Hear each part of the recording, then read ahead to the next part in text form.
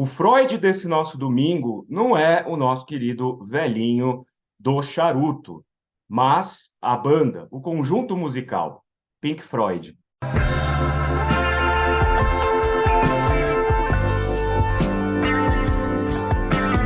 Olá, meus caros e minhas caras, sejam muito bem-vindas e bem-vindos a mais um vídeo do Doni Correia, uma teia de ideias. Este canal feito por mim, seu anfitrião, Doni Correia, um cinéfilo crônico, um curioso contumaz, mestre e doutor em Estética e História da Arte, professor e membro da Associação Brasileira dos Críticos de Cinema, a Abracine, e da Associação Brasileira dos Críticos de Arte.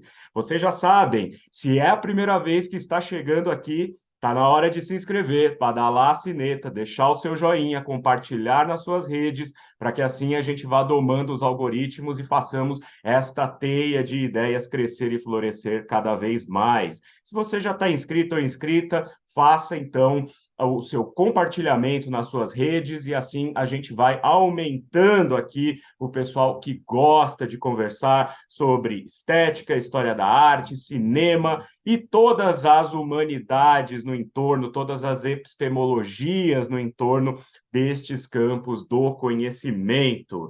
Vocês também vão encontrar aqui embaixo na descrição os links para os meus cursos, Enciclopédia do Cinema Brasileiro, um passeio pela história do cinema brasileiro desde a chegada do filme no nosso país até o cinema contemporâneo, e também introdução à linguagem cinematográfica, se você quiser ficar antenado aí, compreender um filme de maneira mais robusta, de maneira mais profunda. Então, tá aí embaixo para você conferir, assim como os links para que vocês possam nos apoiar, se quiserem e puderem, obviamente. Se não puderem, é só continuar aqui com a gente, manter a sua inscrição, badalar a sineta, já está ajudando bastante.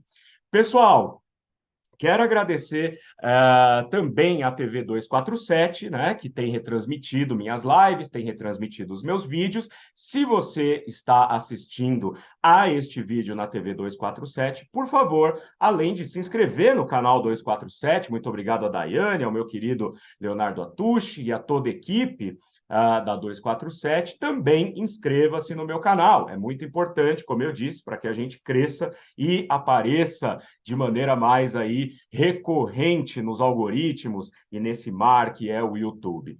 Vamos lá, o tema de hoje, na verdade, é uma completa improvisação, porque eu quero muito prestar homenagem aqui a uma obra de arte que, para mim, é uma das obras mais maravilhosas já concebidas pelo engenho humano, mas isso não significa que eu não vá trazer algumas reflexões importantes que têm a ver com psicologia, que têm a ver com história da música, que têm a ver com história contemporânea. Eu quero prestar as minhas homenagens aos 50 anos dessa obra-prima, The Dark Side of the Moon, da banda britânica Pink Floyd, uma banda de rock progressivo que eu amo muito. E essa edição aqui, esse disco, The Dark Side of the Moon, que eu tenho, é a edição, é a primeira prensagem lançada, né, de 1973.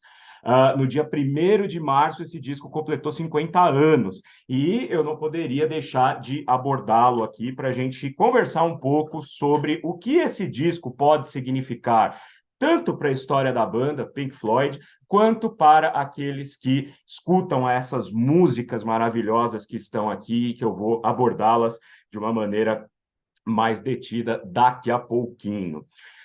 Como vocês sabem, o Pink Floyd é uma banda de rock progressivo, e para a gente compreender, na verdade, a dinâmica desse disco, Dark Side of the Moon, a gente precisa compreender primeiro o que é rock progressivo, né? O rock progressivo é uma vertente do rock, do pop rock, ali surgida na segunda metade dos anos 60, que vai se consolidar principalmente nos anos 70.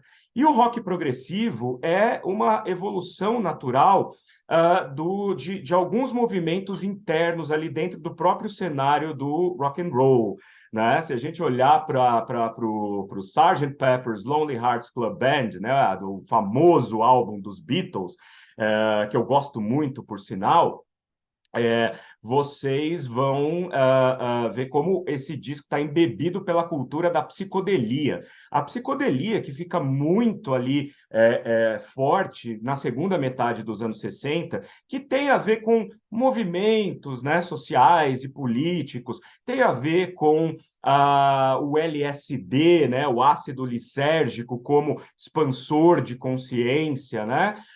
Tem a ver com outras drogas também muito consumidas ali, tem a ver com o movimento hippie, esse rock psicodélico, né, que também vai evoluir à medida em que evolui a tecnologia dos próprios instrumentos musicais, quando vão surgindo pedais de distorção, de áudio, sintetizadores, né, equipamentos melhores, gravadores com mais de 4 canais.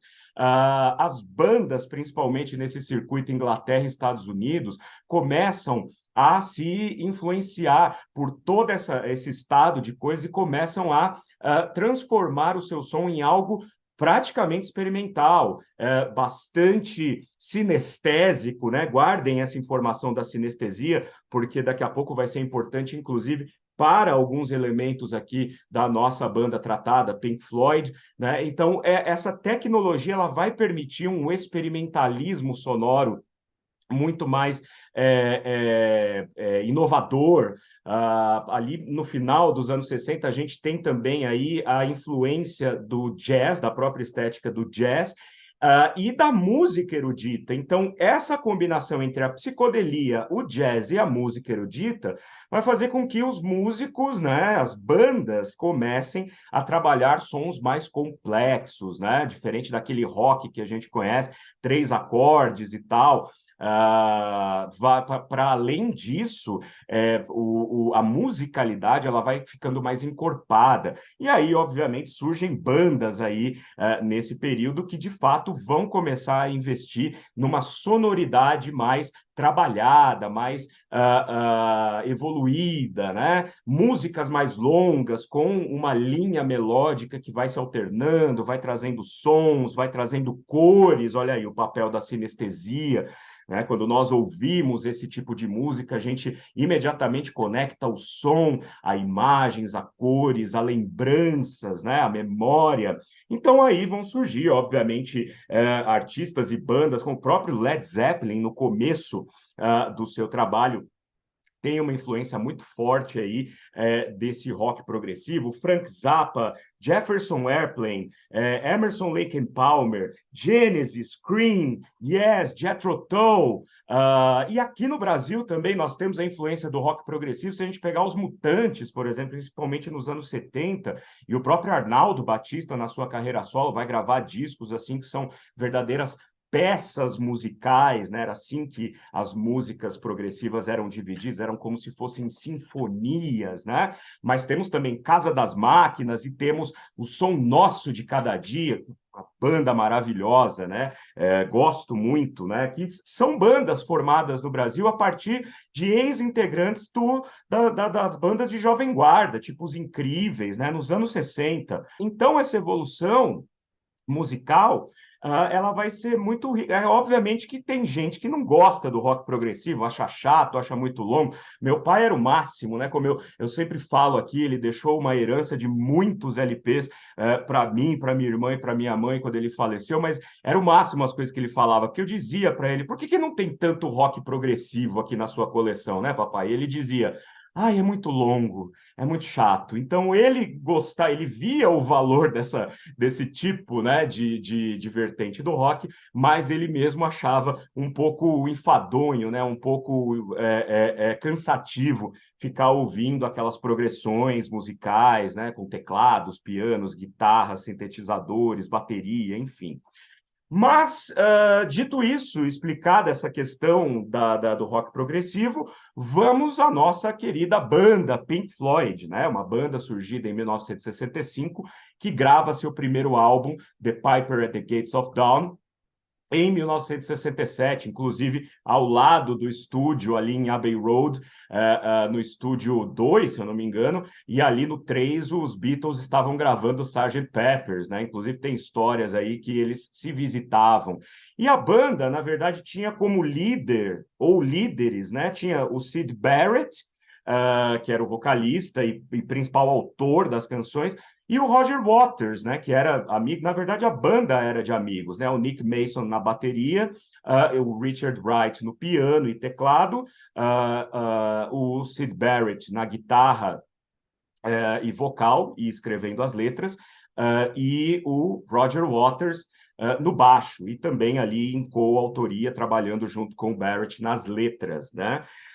Acontece que a banda ela rapidamente se destaca pelo estilo novo, e nesse primeiro momento é importante dizer que o som do Pink Floyd era mais para um space rock, assim, eram rocks que eram músicas de rock que tinham muitos efeitos sonoros, tinha uma coisa assim meio com o espaço, né, com o cosmos, que era algo também que estava em voga ali no final dos anos 60, por razões óbvias, né? Havia essa coisa do desbravamento do espaço sideral, e isso influenciava a cultura de uma maneira bastante forte.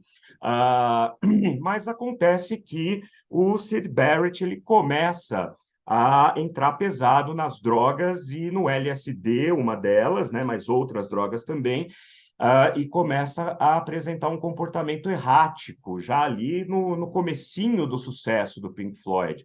Ele começa a ter surtos psicóticos e depois vai se descobrir que ele tinha esquizofrenia. E isso vai ser extremamente prejudicial para a banda, porque daí o Syd Barrett começa a faltar nos ensaios, nas gravações, nos shows. É nesse momento que surge David Gilmour, que era o professor de guitarra do Syd Barrett e é convidado a substituí-lo em alguns shows, em algumas gravações, e acaba ficando, porque de fato, na viradinha dos 60 para os 70 ali, era claro que o Syd Barrett não tinha mais condições, ele não estava mais ali. Então, isso é um ponto importante para a gente compreender a psicologia que está por trás do disco The Dark Side of the Moon, porque eu particularmente considero esse disco como o momento em que o Pink Floyd se firma como uma banda una, individualiza-se. Eu vou explicar melhor o que é isso, porque no começo da carreira, aí, pelos primeiros 4 ou 5 discos que o Pink Floyd grava, embora o Syd Barrett já a partir do segundo disco estivesse mais fora do que dentro da banda, ainda havia ali aquela espécie de sombra, né? Vamos falar em Jung, se a gente quiser, aquela sombra do Syd Barrett como um cara que concebeu o conceito todo da banda. E ao mesmo tempo que ele estava e não estava, a banda ficava ali catando o cavaco, tentando de alguma forma se reconhecer e construir uma identidade própria. Eles vão gravar discos como More, né, que é uma trilha sonora de um filme que trata sobre abusos de drogas. Eles vão gravar o Atom Heart Mother, que é o álbum da vaquinha, né? Como todo mundo conhece, que tem a vaca na capa. E ali, em 1971, eles lançam este que, para mim, depois de The Dark Side of the Moon, é a outra obra-prima do Pink Floyd e do rock, que é Meddle.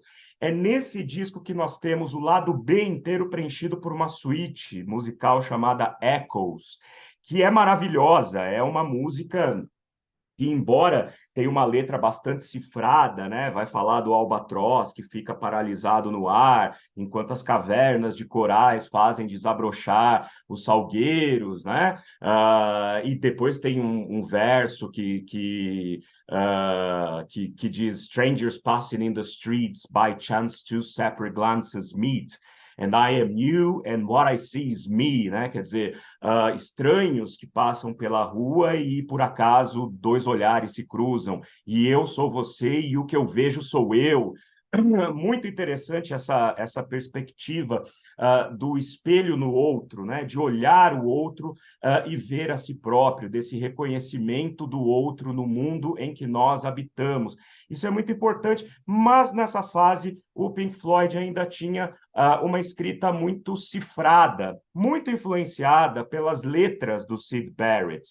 E a banda tinha um ritmo extremamente extenuante, né, no que diz respeito a gravações e shows. Eles lançaram em 69 2 discos, mas já tinha o de 67, de 68, aí 2 em 69, um em 70, e em 71 vem o Meddle.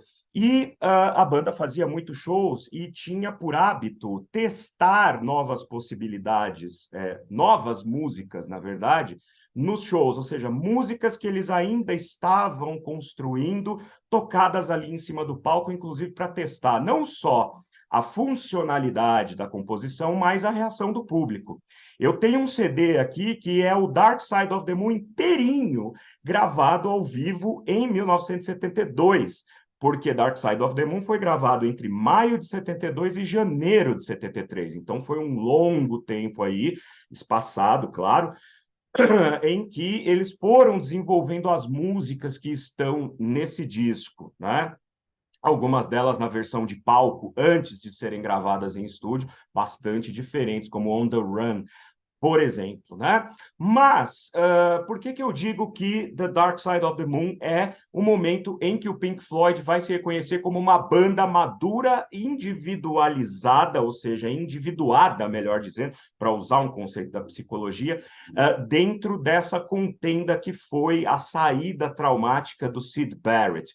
Muitas pessoas costumam dizer que as letras de Dark Side of the Moon fazem referências ao Syd Barrett, mas eu digo que de uma maneira indireta, porque o assunto principal das letras de Dark Side of the Moon, todas elas escritas pelo Roger Waters, na verdade, o assunto principal aqui é uma busca do Roger Waters de tentar se tornar aquele líder de fato da banda, que ele vai se tornar, isso vai ser um problema depois, no final dos anos 70 para a virada dos 80, na gravação do The Wall, né? Ali naquela época, o Richard Wright, que fundou a banda junto com o pessoal lá nos anos 60, ele foi expulso do grupo, e na turnê do The Wall ele foi recontratado como músico de apoio, olha só, né? O cara ajuda a fundar a banda, sai da banda e depois é contratado como músico ali, pago por show, né? E a partir disso a banda degringola mesmo, né? Vai haver a briga aí judicial pelo nome, Pink Floyd e tal, mas o Roger Waters, a gente percebe tanto em Meddle e principalmente em The Dark Side of the Moon, essa tentativa dele se tornar a cabeça pensante da banda, se desvincular até para o bem da própria sanidade poética e estética dele, do Syd Barrett.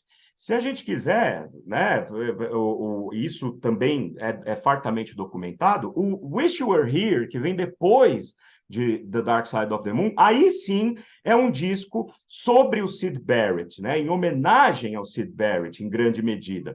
Por quê? Porque primeiro teve de vir o Dark Side of the Moon, que é quando as letras do Roger Waters refletem essa tentativa de se compreender dentro do mundo, dentro do ambiente em que se está, e se tornar um indivíduo, se tornar aquele que conhece a si próprio e que sabe em que mundo habita. Então, se a gente quiser olhar para The Dark Side of the Moon, principalmente no lado 1, que é o lado mais experimental, a gente vai ver uma série de referências ao próprio existir, né? Ao nascer. O disco começa com sons e ruídos e um coração batendo, como se algo estivesse nascendo ali. Em seguida, a gente tem, né? O nome dessa primeira canção é Speak to Me, né? Depois a gente tem Breathe, que é justamente o ato de respirar. Ele vai dizer, né? Não tenha medo, respire, mas tome cuidado, porque o tempo passa, né, que é o que vai emendar com On the Run, que é a música 3, e aí vem Time. Tanto em Breathe como em Time, a gente consegue ver esse comentário sobre o quão fugidio é a vida e o quão fugidio são as coisas. Então, é como se esses autores, né, eu nem vou falar das melodias das músicas tão de maneira aprofundada, porque eu não sou músico, né? Esse violão que vocês estão vendo aí atrás é para tocar Nirvana e Legião Urbana, sem desmerecê-los, obviamente, mas é muito menos complexo do que uma peça de música progressiva, né? Mas tanto em Breathe quanto em Time, a gente vê uma reflexão sobre a vida ali nesse começo dos anos 70 e numa sociedade britânica que vai entrar em declínio. Bom, a gente sabe que em 1973 o sonho já havia acabado, tanto para o John Lennon e para os Beatles, quanto para essa própria geração da psicodelia, do paz e amor, do faça amor, não faça guerra, que viu que, de fato, o sistema venceu. Não dá para fazer a revolução em cima de um sistema que atropela você. Então, essa desilusão pós-moderna é o que vai estar permeando os comentários aqui das letras musicais de Breathe, de Time e também de Money, principalmente, que abre o lado B, né, com aquela batida que é marcada pelo som de uma caixa registradora e moedas caindo, né? Time, que começa como um blues e evolui para um rock, né? Ela muda de tempo na batida de uma maneira sensacional. Mas ainda no lado A, a gente está vendo aí como se fosse uma criança sendo gestada e tentando olhar para o mundo e entender que o mundo não é para os fracos, né? E que o mundo, na verdade, é baseado no tempo. Por isso que na letra de Time, o Roger Waters, né, pela voz do David Gilmour, né, que canta essa música, vai dizer que o sol é sempre o mesmo, mas você está mais velho. Ou seja, o tempo está passando e quando você menos atina ou quando você menos espera, ele já se foi. Você vai esperar agora pela sepultura, né? Um olhar bastante pessimista, nihilista. No final do lado A, nós temos uma obra prima dentro desse disco, dentre as várias obras-primas desse disco, que é The Great Gig in the Sky, que não tem letra, mas ela é cantada, ela é vocalizada, melhor dizendo, pela Claire Torrey, que inclusive não foi creditada no disco, e isso rendeu depois um processo para o Pink Floyd, que pisou na bola, de fato, porque a voz da Claire Torrey aqui nessa música é a alma da música, né?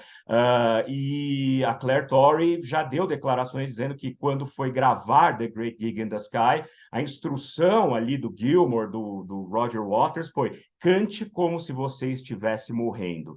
E a música, ela tem um clima de nascedouro, né? Como se algo estivesse brotando com muito esforço do fundo da terra, mas esse esforço também é um último suspiro de vida. Então existe essa dicotomia entre a vida, entre o nascer e o morrer, né? Por isso que eu digo que eu enxergo esse disco como uma perseguição, principalmente do Roger Waters, em tentar transformar a banda que ele ajudou a criar na banda dele, com a identidade dele, ou deles, né? Quer dizer, dos outros três companheiros, mas ele agora tomando a dianteira para poder levar o trabalho do Pink Floyd adiante, consolidá-lo. Depois nós temos Us and Them, que significa nós e eles. E aí, novamente, a letra vai dizer, né? Nós e eles, e afinal de contas, somos apenas pessoas ordinárias. Ou seja, não existe uma diferença muito grande entre mim e você, porque nós estamos num mundo em que somos todos gente ordinária. Uma peça musical linda chamada Any Color You Like, e aqui é muito importante dizer que boa parte das músicas que compõem aqui, das 10 músicas que compõem esse disco, elas são escritas melodicamente em cima de 2 acordes somente, que são usados com variações, né? Com tempo diferente, com variação musical, com instrumentos diferentes, mas acabam sendo ali muito semelhantes, inclusive para dar esse tom de organicidade no trabalho, né? De conceitualidade, ou seja, um disco que deve ser ouvido do começo ao fim. Se você tiver-lo em CD, melhor ainda, porque daí você não precisa trocar o lado do disco, você consegue ouvir de ponta a ponta. Esqueci de dizer uma coisa importante sobre Us and Them. Essa música, a melodia dela já estava escrita desde 1969, porque o Antonioni queria que o Pink Floyd fizesse uma música para o filme Zabriskie Point. que é um filme também sobre ali a rebeldia dos anos 60, né? E o Richard Wright, que é o compositor da linha melódica, ofereceu essa música, então, em nome do Pink Floyd, e o Antonioni achou que a música era muito triste, e ela ficou ali guardadinha para virar Us and Them. Depois de Any Color You Like, Brain Damage, que Brain Damage eu acho que é a mensagem mais direta a respeito da loucura, porque Brain Damage, que significa aí, sequela cerebral, né, como se fosse uma sequela do cérebro, fazendo referência aí sim talvez a um Syd Barrett que devido às drogas acabou deixando sofrendo, né, o afloramento dos seus problemas de ordem psicológica, psíquica. E vai dizer, né, que a letra vai dizer que os loucos estão no meu jardim, os loucos estão na minha cabeça, e tem uma frase linda, né? There's someone in my head, but it's not me. Tem alguém na minha cabeça, mas não sou eu. Então, é uma música que vai trazer justamente esse desespero de encontrar a própria personalidade. E ela vai fazer eco depois, né, na música Comfortably Numb, que está lá no The Wall, porque aqui a gente fala, né, uma música que fala sobre a loucura per se. E lá no Comfortably Numb a gente vai ver uma música que fala sobre o anestesiamento de alguém que está tratando de sua loucura. E o disco vai fechar com Eclipse, que era o título original de The Dark Side of the Moon, mas eles preferiram usar o nome The Dark Side of the Moon, ainda que já houvesse uma outra banda lá na época que tinha um disco com esse nome lançado ali pouquinho tempo antes, mas quando eles viram que o disco dessa banda não tinha ido para frente, não tinha feito sucesso, não tinha acontecido, eles falaram, não, vamos usar The Dark Side of the Moon mesmo, não vamos usar Eclipse. E a letra da música Eclipse fala justamente de tudo que você acumula na sua vida, de tudo que você consegue na sua vida, das relações que você estabelece.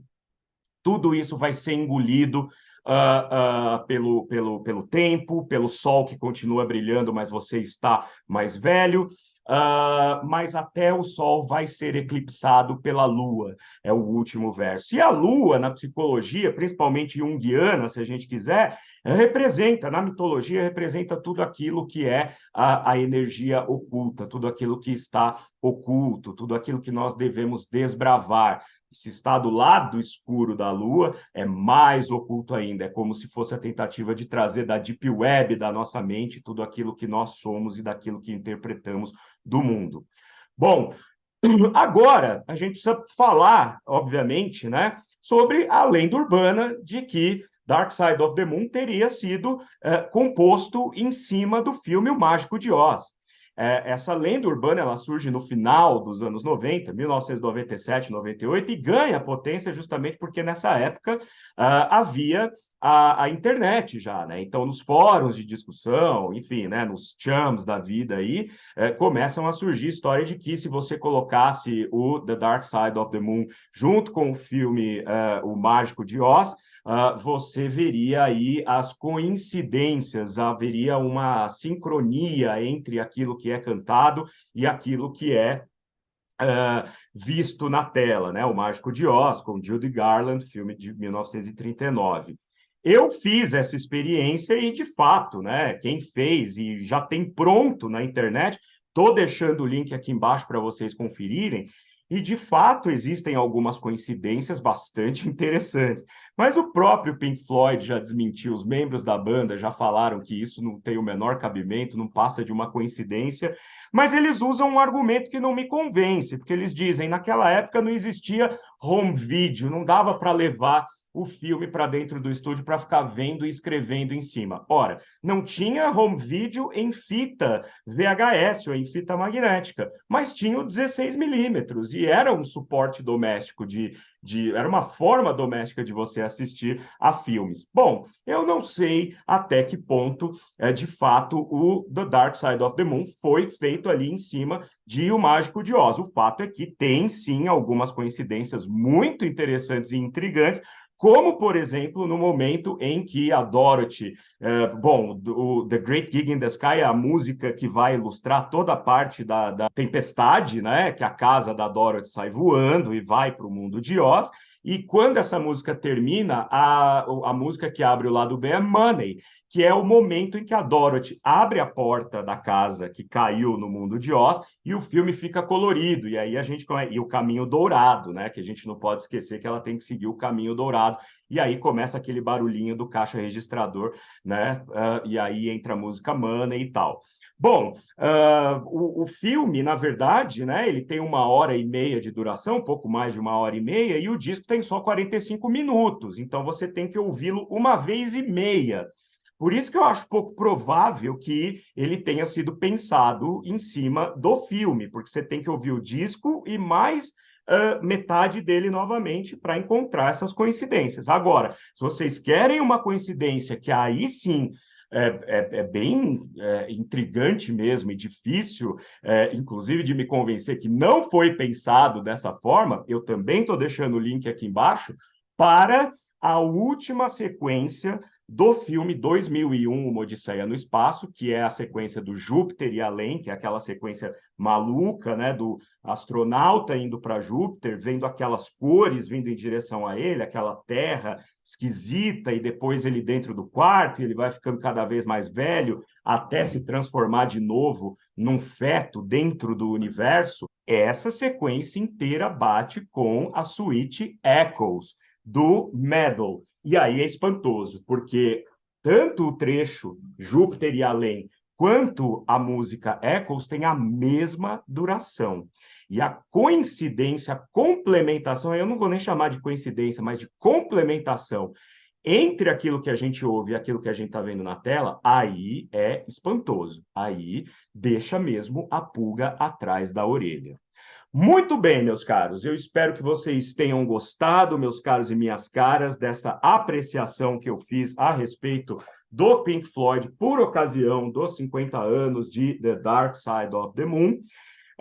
Se vocês quiserem uma experiência sinestésica, tanto com o Dark Side quanto com o Meddle, vejam os links aqui embaixo, deixem a luz baixa, coloquem na sua TV e assistam e curtam, porque vocês serão transportados para um entremundos, que é justamente a teoria que os psicanalistas têm da arte, né? A arte tem essa capacidade de ligar os nossos desejos e anseios mais profundos, que estão lá na Deep Web, como eu disse, da nossa mente, com a nossa consciência e construir, então, obras que sirvam para que não só nós, os criadores, mas aqueles que contemplam as nossas criações, possam ter uma experiência que os enriqueça espiritualmente, sobretudo. Tá bom, gente? Muito obrigado à TV 247 pela transmissão do meu trabalho. Se você está no 247, inscreva-se no meu canal, Doni Correia, uma teia de ideias. E se você está aqui no meu canal, inscreva-se também, badalhe a sineta, compartilhe bastante, deixe seus comentários, põe aí embaixo o que vocês acham dessa sincronia que existe entre Pink Floyd 2001 e o Mágico de Oz. E até a próxima. Tchau, tchau.